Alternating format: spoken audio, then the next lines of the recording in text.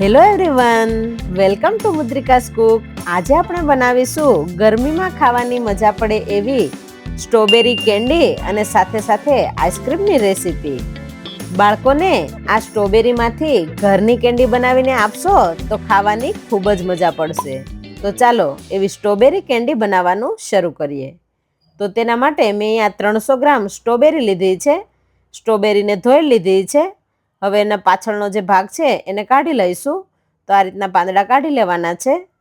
બાળકોને બહારની કેન્ડી આપવા કરતાં આ રીતે સિઝનેબલ ફ્રૂટની જો કેન્ડી બનાવીને આપવામાં આવે તો બાળકોને ખાવાની ખૂબ જ મજા પડશે. હવે સ્ટ્રોબેરીના ટુકડા કરી લઈશું. તો આ રીતે મોટા ટુકડા કરવાના છે. આપણે મિક્સર જારની અંદર ઉમેરીશું એટલે એકદમ સરસ ક્રશ થઈ જશે. એટલા માટે આ રીતના મોટા ટુકડા કરી લઈશું. અને જો તમારે આખી રાખવી હોય તો આખી પણ રાખી શકો. તો અહીંયા સ્ટ્રોબેરીના ટુકડા કરી લીધા છે. હવે બાઉલની અંદર ઉમેરી દઈશું. એની અંદર મેં અહીંયા 30 ગ્રામ મખાણા લીધા છે, એ પણ ઉમેરી દઈશું. હવે ડ્રાયફ્રૂટમાં 12 નંગ કાજુ અને 12 નંગ બદામ લીધી છે. અહીંયા તમારે કાજુ અને બદામનું પ્રમાણ જો વધારવું હોય તો તમે વધારી શકો. અડધી વાટકી સાકર લીધી છે. અહીંયા તમે ગળપણ પ્રમાણે ઉમેરી શકો. 2 ચમચી મિલ્ક પાવડર. હવે આ બધી વસ્તુને મિક્સર જારની અંદર ઉમેરી દઈશું. હવે અડધી થેલી જેટલું દૂધ ઉમેરી દઈશું. તો અહીંયા 250 મિલી દૂધ ઉમેરેલું છે. હવે ઢાંકણ ઢાંકી અને મિક્સર જારની અંદર પ્યુરી બનાવી લઈશું. તો એકદમ ઝીણું પીસાય એ રીતે પીસી લેવાનું છે. તો અહીંયા એકદમ સરસ આ રીતની પ્યુરી બની ગઈ છે. હવે આપણે કેન્ડી સ્ટેન્ડમાં ભરી દઈશું. આની અંદર તમારે સ્ટ્રોબેરીના જો ટુકડા કરીને ઉમેરવા હોય તો તમે ઉમેરી શકો. એનો ટેસ્ટ છે એકદમ સરસ આવશે. તો આ રીતે હવે ભરી લઈશું. જો તમારી પાસે કેન્ડી સ્ટેન્ડ ન હોય તો તમે છાશના જે કપ આવે છે, પેપર કપ, એની અંદર પણ આ રીતે ભરી અને કેન્ડી સ્ટિક નાખી અને કેન્ડી બનાવી શકો.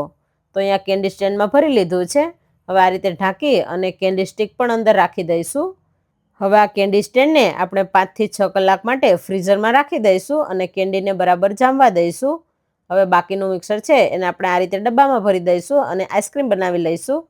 તો આ રીતે ગાર્નિશ કરવા માટે ઉપરથી તૂટી ફૂટી ચોકો ચિપ્સ, અહીંયા તમારે જેનાથી ગાર્નિશ કરવું હોય એનાથી તમે કરી શકો.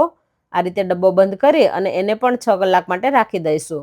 તો 6 કલાક જેવું થઈ ગયું છે અને કેન્ડી એકદમ સરસ જામી ગઈ છે. હવે કાઢી લઈશું. તો તમે જોઈ શકો છો કે આપણી કેન્ડી છે એકદમ સરસ સેટ થઈ ગઈ છે અને આ રીતની જામી ગઈ છે. હવે આપણે એક ડીશમાં કાઢી લઈશું અને આપણે પિસ્તા અને સૂકી ગુલાબની પાંદડીથી ગાર્નિશ કરી લઈશું. જોઈને જ ખાવાનું મન થાય એવી સ્ટ્રોબેરી કેન્ડી બનીને તૈયાર થઈ ગઈ છે. તો તમે પણ આ સ્ટ્રોબેરીની સિઝનમાં સ્ટ્રોબેરી કેન્ડી બનાવીને જરૂરથી ટ્રાય કરજો. આ કેન્ડીનો ટેસ્ટ એકદમ સરસ ખાટો મીઠો આવશે અને ખાવાની ખૂબ જ મજા આવશે. તો તમે પણ આ સ્ટ્રોબેરી કેન્ડી બનાવવાનું ના ભૂલતા. તો ચાલો હવે આપણે આઈસ્ક્રીમ જામવા માટે રાખેલું હતું એ આઈસ્ક્રીમને પણ જોઈ લઈએ. તો અહીંયા 5 થી 6 કલાક જેવું થઈ ગયું છે અને આઈસ્ક્રીમ પણ જામી ગયું છે. હવે આપણે એને ડબ્બામાંથી કાઢી લઈશું. આ રીતે કાઢી લેવાનું છે. તમે 2 થી 3 મિનિટ બહાર રાખશો એટલે આ રીતે આસાનીથી નીકળી જશે. હવે આપણે ફરી પાછું પલટાવી દઈશું અને એના પીસ પાડી લઈશું. તો આ રીતે ચપ્પુની મદદથી તમારે જેવડા પીસ કરવા હોય એવડા કરી શકો. તો અહીંયા આઈસ્ક્રીમના પીસ કરી લીધા છે.